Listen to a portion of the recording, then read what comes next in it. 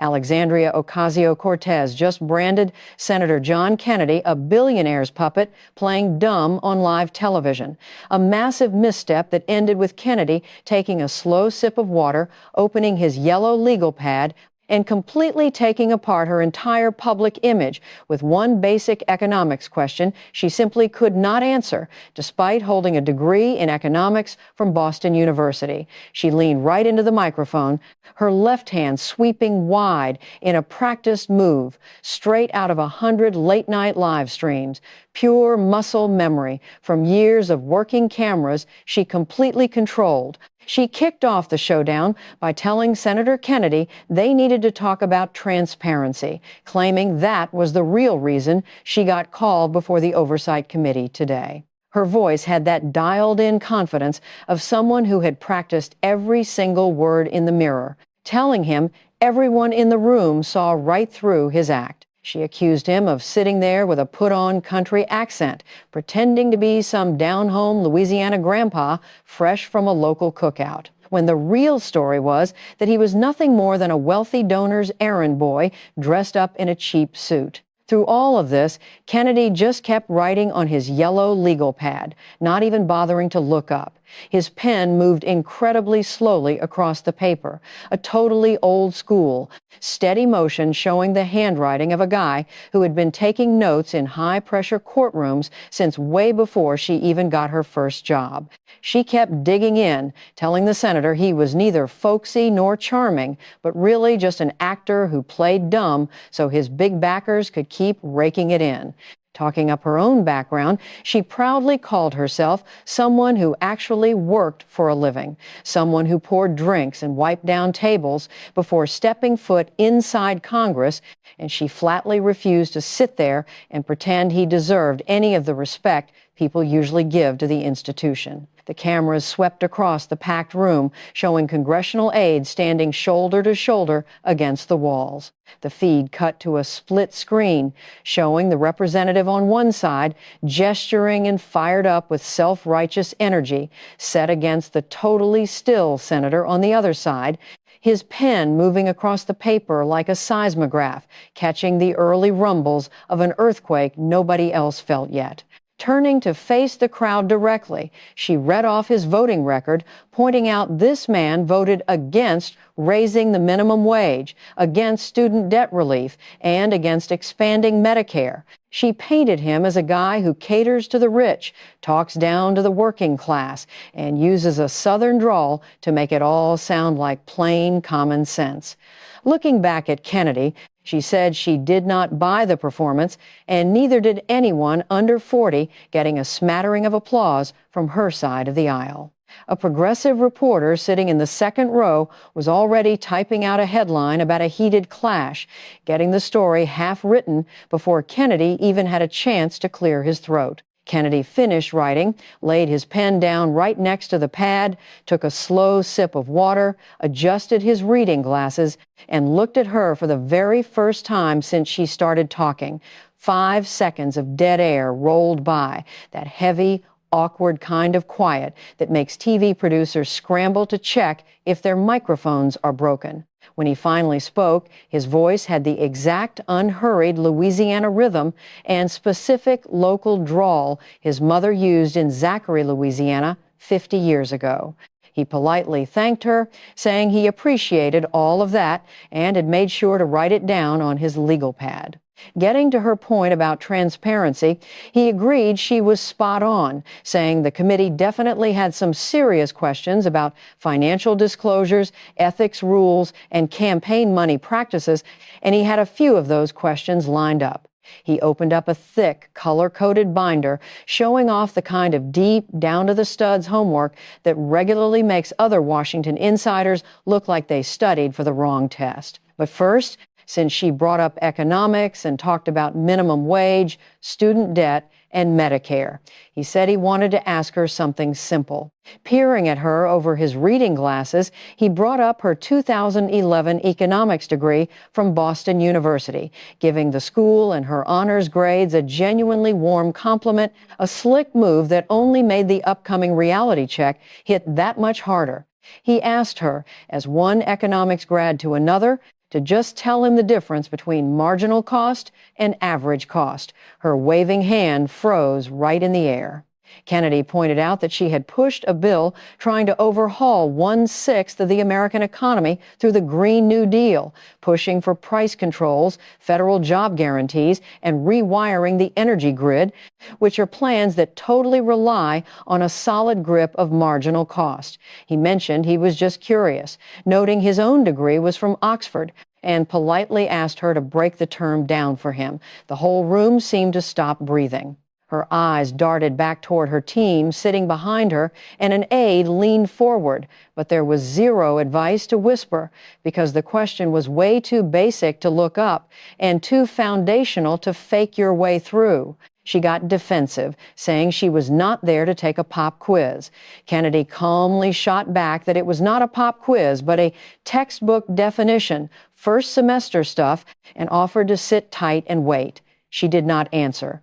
Her jaw tightened up, showing the first real physical sign that her practiced routine had just slammed into a brick wall. Nodding slowly, Kennedy tossed out an easier option, asking her to explain the money multiplier effect and why it matters for federal spending. Nothing but quiet filled the room. He gave it a third shot, asking about supply elasticity, bringing up her backed bill meant to cap insulin prices, calling it a great goal, but asking her to talk about the supply elasticity worries that economists brought up about that exact bill. Still nothing. Her left hand, the one that had been directing her whole political show moments earlier, dropped flat to the table and stayed put. Closing his binder real gentle, Kennedy said he was not trying to embarrass her, but reminded everyone she had just spent 2 minutes insulting his brains, calling his accent fake, and saying he played dumb. Taking his glasses off and setting them down, he laid out his actual background, talking about his 16 years running a $20 billion pension fund for Louisiana, guarding the retirement money of every teacher, firefighter, nurse, and cop in the state. He made it clear he could define marginal cost in his sleep, having learned it at Oxford and used it every single day on the job for 2 solid decades. Putting his glasses back on, he weighed his real-world money experience against her Green New Deal, a plan she herself claimed cost $0 because it was just a resolution. He reminded her that her own chief of staff let it slip that the whole thing was really about tweaking the economy, not the climate. He brought up outside studies pegging the real price tag at $93 trillion, pointing out that when folks pushed back on the heavy math, she brushed the numbers off as just words on paper. Leaning back a bit, he dropped a local saying, warning her not to brag about her cooking if she had never even turned on the stove. He went step by step through her time in Congress, noting she had introduced over 100 bills, and then asked if she knew how many actually made it into law. He answered his own question, saying only 2, and one of those was just slapping a new name on a local post office. He let that reality hang in the air, pointing out that a 2% success rate gets you fired in the real world, noting a baseball player hitting 2% would be looking for work in the parking lot, not playing in the minor leagues. Yet, he went on, she had built a massive national brand off those 100 press releases, turning every single one into tweets and shares, trading actual lawmaking for digital content creation while pulling down a $174,000 taxpayer salary. Her body language totally flipped. The cameras caught her sitting stiff as a board, both hands flat on the desk, bracing herself like she was waiting for a crash. Flipping to a new tab, Kennedy put the spotlight on jobs, bringing up the 25,000 positions that vanished when Amazon pulled the plug on its second headquarters. He ran through the exact details of the February 2019 deal planned for Long Island City, Queens, pointing out 25,000 jobs with average paychecks of $150,000 and bringing $12 billion in local business. He leaned hard on the performance-based perks, making it crystal clear that if the company did not bring the jobs, they did not get the tax breaks, painting it as a rock-solid deal instead of a corporate handout. Pulling out a printout of her own post from the exact day the company walked away, he read it out loud, nice and slow, so every word landed, quoting her saying that today was the day a group of everyday New Yorkers beat Amazon's corporate greed. Setting the paper down, he asked her what winning actually looked like to her, asking straight up how keeping 25,000 working families from making six figures could ever be called a political win. She fired back hard, arguing those were tax handouts to the richest guy on earth, while public housing in her neighborhood was falling apart. Kennedy kept hammering the performance-based catch, saying no jobs meant no tax breaks, and called her out for choosing to ignore the facts because fighting a big corporate bad guy made for a way better social media story than 25,000 locals getting a massive raise.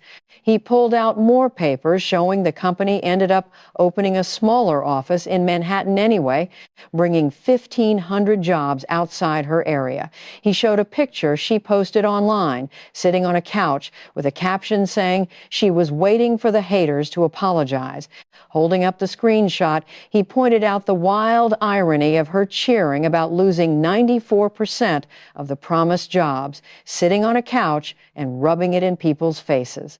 Behind her, a staffer quietly shut a binder, the sound pretty much signaling that their pre-written comebacks were completely useless now. Kennedy then brought up a letter sent to the committee by a Bronx local who ran a small business. He read a rough part detailing how 3 of her best regulars were tech workers who left New York after the headquarters deal fell apart, causing a 30% drop in her income that forced her to pick up Sunday shifts. The senator noted the representative claimed she got a win, but he was still trying to figure out what the prize was, because it definitely was not paying customers. Putting the letter down, he reminded her that the 25,000 working-class folks she always claimed to go to bat for lived in her actual neighborhood, not in her online comment sections, wrapping up that she chose to fight a handy villain instead of fighting for their paychecks. She opened her mouth to argue about moral victories, but Kennedy shut it down clean, telling her moral victories do not pay the commercial rent in the Bronx, adding he knew that for a fact because he looked it up. Turning to a fresh page, he brought up September 13th, 2021, shifting the spotlight to her showing up at the Met Gala. He pointed out she went to one of the most exclusive parties in the world with a $35,000 ticket, wearing a white designer dress with "Tax the Rich" painted on the back, pulling out a 26-page House Ethics Committee report stamped with official seals from July 2025. He handled the paperwork like a lawyer, logging hard evidence. He walked through the committee's specific notes about her taking gifts against the rules for that night, pointing out her partner, Riley Roberts, got a free pass worth $35,000, and she did not pay the going rate for the dress, jewelry, and add-ons. Reading right off page 14, he mentioned evidence showing the designer dropped the price specifically because her campaign team pushed for it.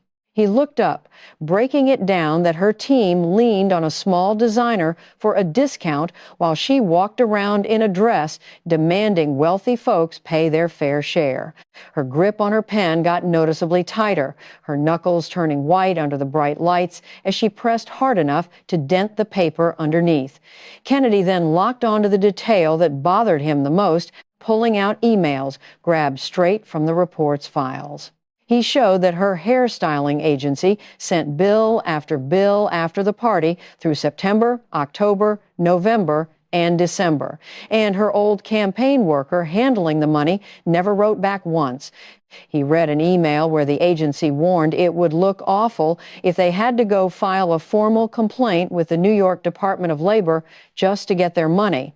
Putting the email down, Kennedy painted a crystal clear picture of the hairstylist, a small business owner who gets up early, works with her hands, and builds a client list, one haircut at a time, the exact kind of person she claimed to look out for.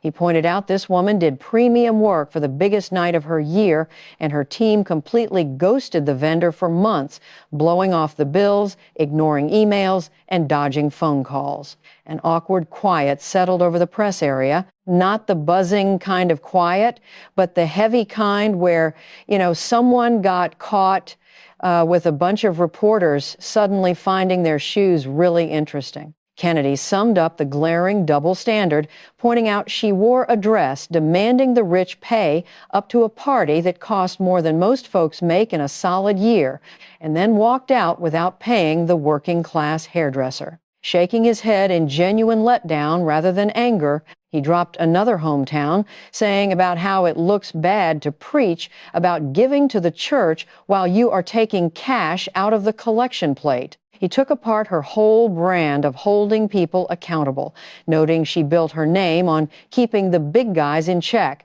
But when a working woman sent a fare bill, she disappeared. Her voice was way softer than it had been all morning as she tried to pass the buck, saying a staffer who did not work there anymore handled the checks. Kennedy tapped the ethics report, noting the investigators wrote that excuse down too, quoting her saying she was kept out of the loop on the exact bills. He paused, asking the room how a lawmaker who went to the most photographed party of the year wearing a walking political billboard worth thousands, yet stayed totally in the dark about a few grand in unpaid bills, could ever be trusted to rewire the entire American economy. She looked away, staring blankly down at her binder, the prepared speech she was never going to read, and the talking points that just did not matter anymore. Kennedy smoothly moved to the next tab, bringing up the really touchy subject of her long-term partner, Riley Roberts. Her head snapped up, her eyes going wide just a hair, a tiny flinch the TV cameras caught perfectly. He laid out that they had lived together since 2016 and announced they were engaged in 2022, making sure to confirm they were not legally tied the knot. When she pushed back that her personal life was not the committee's business, Kennedy fired back that it became federal business the exact second she signed government papers calling him a legal spouse, pulling out 4 different ethics forms from 2022 and 2023. Kennedy showed exactly how she put Roberts down as a spouse to get premium perks like free trips to Japan and South Korea, right alongside that $35,000 gala ticket in 2021. He made it clear the House Ethics Committee has a hard rule that a spouse is strictly someone you are legally married to. Putting the papers side by side, he pointed out the massive gap, showing that when it was time to show the public her finances, her partner was left completely off the paperwork, keeping his personal assets, stock moves, and company jobs totally hidden from everyday voters. Kennedy then brought out her own co-sponsored cross-party bill, the Restoring Faith in Government Act, meant to stop lawmakers' spouses from trading individual stocks. He brought up how hard she pushed the bill with press conferences and online posts, selling it as a must-have to get the public's trust back. Putting the bill right next to the ethics paperwork, he pointed out the built-in workaround, since the law only hit legal spouses, completely giving a free pass to boyfriends, fiancés, and long-term partners who handily never quite make it down the aisle. He dropped a heavy summary saying that when she wanted a free ticket to the Met Gala, he was a spouse. When she wanted to keep his money moves off the public radar, he was a boyfriend. And when she needed to give him a pass on her own anti-corruption crusade, he was just a guy she happened to share a house with. She turned to her left as her lawyer leaned forward, whispering fast, but Kennedy just waited with the ice-cold patience of a guy who knew she had nothing to say. He completely shot down the idea from the Foundation for Accountability and Civic Trust that this was just a loophole, arguing that loopholes are mistakes, while this looked like it was built that way on purpose. He pointed out they had been engaged for 4 solid years. Mentioning her engagement ring handily vanished from public photos back in November 2023.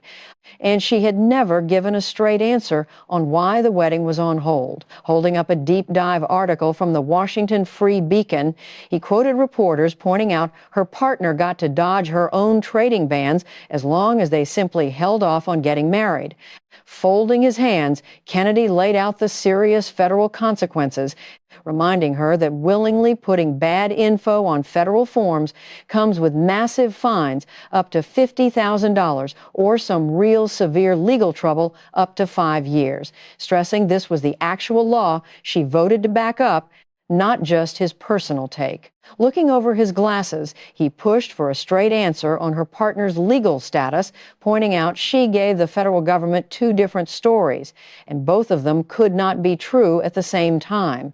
The silence that followed was the longest she had ever faced in politics. As her lawyer whispered again, she just sat there frozen, ignoring her counsel, the senator, and the rolling cameras. Kennedy took her silence as a sign she needed to talk to her lawyer, saying everyday folks would connect the dots on their own. Dropping his voice into the steady, serious tone of a lawyer wrapping up a big case, he opened the last tab to look at the main thing she built her brand on: accountability. He reminded her she demanded accountability from big companies, billionaires, and other lawmakers, and said it was time to put her own house to that same test. Pulling out federal election paperwork from 2018 and 2019, he ran through the money moves of her old chief of staff, Saikat Chakrabarti, a Silicon Valley millionaire who started up the Justice Democrats and brand new Congress political action groups. These groups pulled in roughly $3.3 million before shifting over $1 million into 2 private limited liability setups: Brand New Congress and Brand New Campaign, which Chakrabarti personally owned and called the shots for. Kennedy traced where the cash went, explaining how regulated political money went into the private company setup and basically vanished from any public tracking rules. Looking up, he asked her if she knew what you call that kind of setup, and when she just stared back without a word, he answered it himself, calling it shadow funds. He called her out for using the exact same untraceable financial backdoors she had spent her whole time in office screaming about, pointing out her chief of staff built the system, ran the system, and handily stepped down. The second federal watchdog started asking questions, bringing out a formal, paper-trailed complaint filed by the National Legal and Policy Center. He read their take, saying these were not just little paperwork slip-ups, but real money issues, calling it the most aggressive push to work around the reporting rules they had ever caught. He watched as the defiant look she walked in with completely melted into the slumped posture of someone sitting in a waiting room, her hands sitting in her lap, the pen left alone on the desk. He pointed out that when her right-hand man stepped down in August 2019 and the watchdogs moved in, the loudest voice against shadow funds in America never actually talked about the details of the claims, just calling them fake news and trying to move on. He laid out that moving on did not make the mess disappear, bringing up later audits that found $127,000 in mystery spending between 2020 and 2022, along with a fresh complaint about $19,000 in campaign cash handed to a psychiatrist, which Americans for Public Trust flagged as personal bills dressed up as campaign costs. Putting his binder to the side, Kennedy took off his glasses and dropped his final rundown without looking at a single note, legal pad, or piece of paper, acting just like a 73-year-old man looking across a room full of cameras at a 36-year-old woman. He smoothly ran back through the whole 2-hour showdown, stacking her rehearsed insults up against her totally missing basic economics, her tone-deaf cheering over lost jobs, her stiffing a working-class hairdresser, her legally tangled spouse paperwork, and her $1 million shadow money operation. Putting his glasses back on, he took apart her opening TV insult step by step, saying that calling somebody stupid really only works if the person throwing the insult is actually sharp, and sharp professionals can easily answer day one questions about their own college major. He drove the brutal double standards home, pointing out that smart people do not kill 25,000 jobs and call it a win. They do not wear showy tax slogans to luxury parties they got into for free. They do not write anti-corruption rules with custom-built workarounds for their boyfriends, and they definitely do not build a whole image fighting shadow money while running the most aggressive shadow money setup on the books. Grabbing his water glass, he tossed out one last hometown, saying about making sure you actually own the high horse before you try to ride it, wrapping up that her whole accountability image was just rented for the cameras and never really belonged to her. He took a drink, put the glass down, and said he was done asking questions. 12 painful seconds of heavy quiet ticked by, with the camera locked on her face, her jaw tight, and her eyes staring off into the middle distance, trying to process a reality check she never saw coming. The chairman looked down at the witness table, asking if she wanted to get a response on the record. Leaning into the microphone, pulling back, and leaning in again, she asked for a 15-minute timeout. The committee went on standby, and she got up from the table, moving with that careful, measured pace of a politician who knows perfectly well the cameras are tracking every twitch. Flanked by a media director and a lawyer, she walked out of the room, their phones already glued to their ears. That quick timeout ended up stretching into 45 minutes. At 12:32 in the afternoon, her chief of staff walked up to tell the chairman she was not feeling well and would just send in written answers later. The press area instantly blew up, fingers flying across keyboards as the story practically wrote itself. As Kennedy packed up his stuff and headed for the doors, reporters swarmed him in the hallway, asking if he went too hard and wanting a quote on her walking out. Flashing the exact same polite smile he had kept up the entire hearing. He said his questions were totally based on public records and her own quotes, pointing out that if having to answer for your own track record is considered too harsh, then the bar in Washington had dropped lower than a snake's belly in a wagon rut. He fixed his tie, told them to have a good afternoon, and kept walking. The clip of her asking for a timeout and bailing on the room went viral before the hour was up, but with totally unheard of watching stats that broke the usual quick scroll habits. People did not just watch the chopped up clips, they sat through the entire 47-minute video, keeping a massive 78% of viewers watching all the way through. The system pushed it harder than the big presidential debates, pulling in 80 million views in 3 days and snowballing into over 200 million cross-platform hits by the end of the week, with every single cut topping 10 million views on its own. Specific online tags like boyfriend loophole stayed trending for 6 days straight, jumping fast from social media over to traditional news desks, taking over the front pages on CNN, the Associated Press, and Reuters. Wikipedia spun up brand new pages, and Pay the Hairdresser turned into an internet joke that outlived the actual news cycle. A street artist in Brooklyn painted the gala dress on a brick wall with the hairdresser, Demand, getting 30 million views just off that one picture.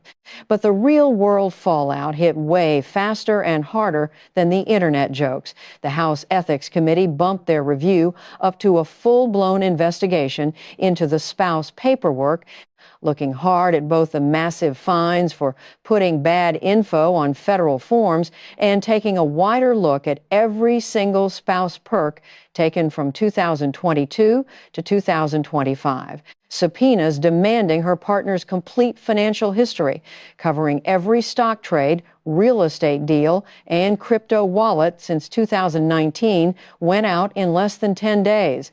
At the same time, federal election watchdogs blew the dust off the shadow money files, demanding banking records from 2017 to 2019 for the companies involved.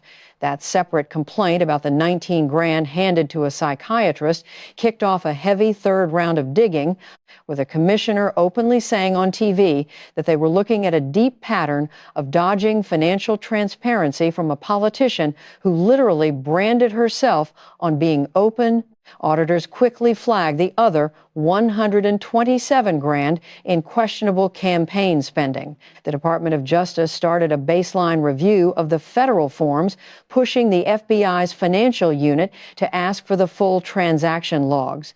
When the Washington Post broke the news that her partner had hired a top-tier defense lawyer, the story sparked a massive second wave of coverage, with legal analysts pointing out on national TV that when a politician's partner brings in that kind of legal muscle, nobody is wondering if there is a problem anymore. They are just wondering how deep the hole really goes. 3 weeks later, a judge forced the release of his trading history, uncovering $890,000 in tech stock moves over 18 months. Heavily stacked in the exact same financial sector she had a say over through the Financial Services Committee. That hard data kicked off a formal FBI look into questionable market timing, forcing her partner to hire a second lawyer. Exactly like you would expect, her political pull vanished overnight, following a totally predictable downward spiral. She would have spotted a mile away if it was happening to anybody else. Inside polling showed a brutal 15-point drop in her approval numbers in just 2 weeks, sliding below 50% with Hispanic voters for the first time ever, along with a 19-point crash with voters under 35. The exact crowd she had totally owned since 2018.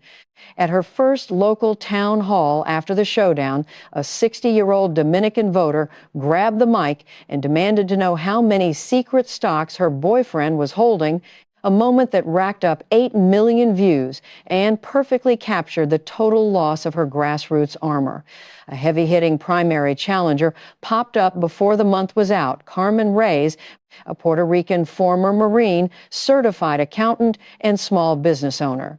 Her kickoff video, filmed right in front of the shop she had to board up after the Amazon deal fell through, straight up blamed the current rep's headline chasing for the loss of 25,000 jobs, dropping the line that she did not need headlines, she needed paying customers. The video grabbed 22 million views and pulled in a record-breaking $4.7 million in grassroots donations in just 30 days. Her progressive squad fell apart, with colleagues like Rashida Tlaib putting out statements so watered down they read like legal disclaimers, saying she backed colleagues facing heat without ever actually saying her name or touching the specific claims. Ayanna Pressley waited 8 full days before talking about how much transparency matters in progressive politics, a line everybody in town knew was basically a knife wrapped in silk. The Progressive Caucus called a rush meeting and made a point not to invite her, with insiders telling Punchbowl News she had turned into a massive drag on the party. Democratic leadership rolled out the slow, professional freeze-out routine Washington perfected a long time ago. Nancy Pelosi went on camera to say every member needs to be ready to answer for their financial paperwork, taking a long pause to make sure the point landed. Chuck Schumer, no longer sweating the old rumors that she might run for his Senate seat, delivered the political knockout with a smile, saying he is always happy to see candidates who are totally open about their family money. The National Party pulled the plug on all their money transfers, and fundraising emails scrubbed her name completely as team members admitted the boyfriend loophole replies were costing them cash instead of bringing it in. Progressive action groups quietly aimed their money somewhere else. 2 colleges pulled the plug on speaking gigs, paying 20 grand a pop, and a tech company scrapped a keynote speech, blaming obvious scheduling mix-ups. She completely dropped off the map for 14 days turning the total radio silence of the most active social media politician in America into a massive headline covered by 200 different outlets. When she finally did say something, it was just a pre-taped video with no live comments and no questions allowed, blaming a coordinated setup meant to silence a young woman of color, but the video barely scraped 2 million views, her worst numbers in 3 years. The top comment, sitting at 45,000 likes, just demanded straight answers about Riley Roberts. 2 weeks after that, she tried a live digital comeback pushing health care policy. But barely 3 minutes in, over 500 comments took over the screen, demanding answers about the loopholes. She tried to ignore it until the 7-minute mark, when a paid super chat flat out asked why she signed government forms claiming a spouse if they were not married. She looked dead at the camera, stopped talking, and killed the stream, leaving an 11-second clip of her frozen eyes and hovering hand that turned into the ultimate tombstone for a digital empire that could not handle a live crowd anymore. 6 months down the road, the whole structure had fully settled into the dirt. Carmen Reyes was up by 4 points in the inside polls, the first time the current rep had ever been losing to a primary challenger. The big stock trading ban bill she pushed got shelved indefinitely, with a Republican senator pulling in 2 million likes just by suggesting the person who wrote it should try following it first.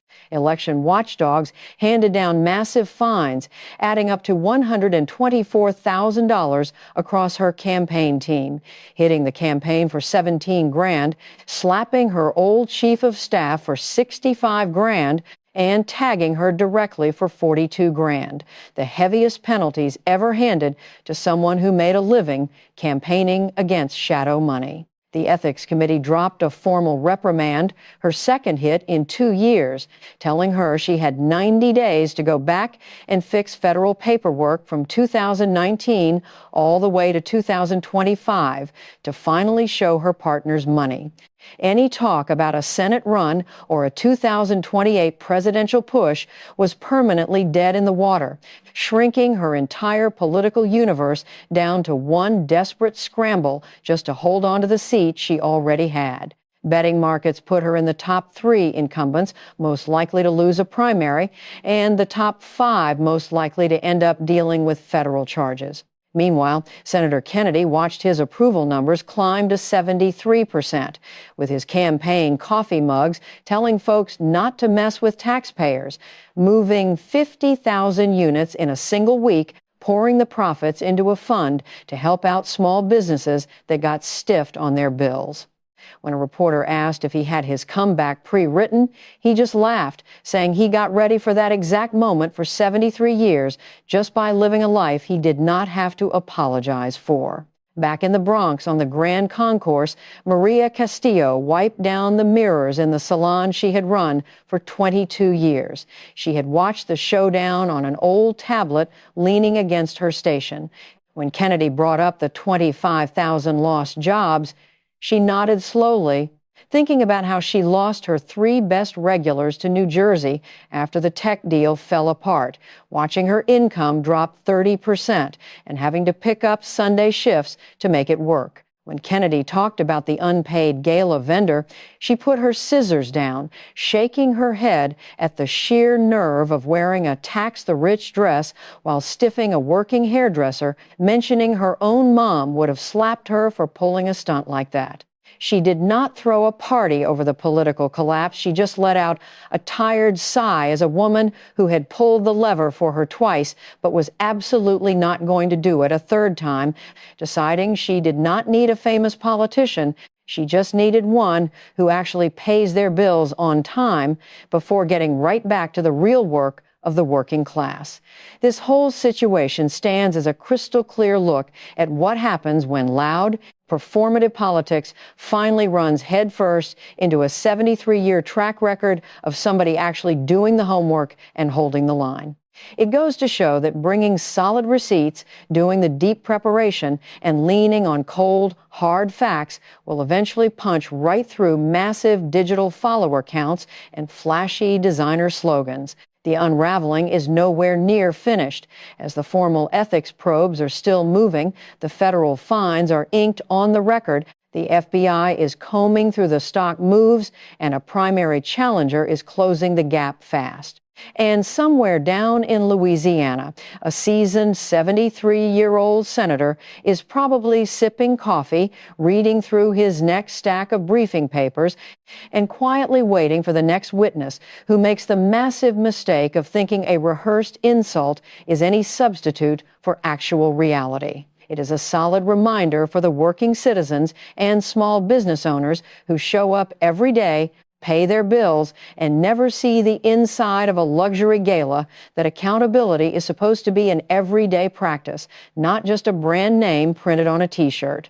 She walked into that room completely, expecting to deliver a viral lecture, but he showed up totally prepared to run a master class in cross-examination, and only one of them had the composure to stay in the room when the heat turned up. Like they say down in Louisiana, do not try to ride a high horse unless you actually own it.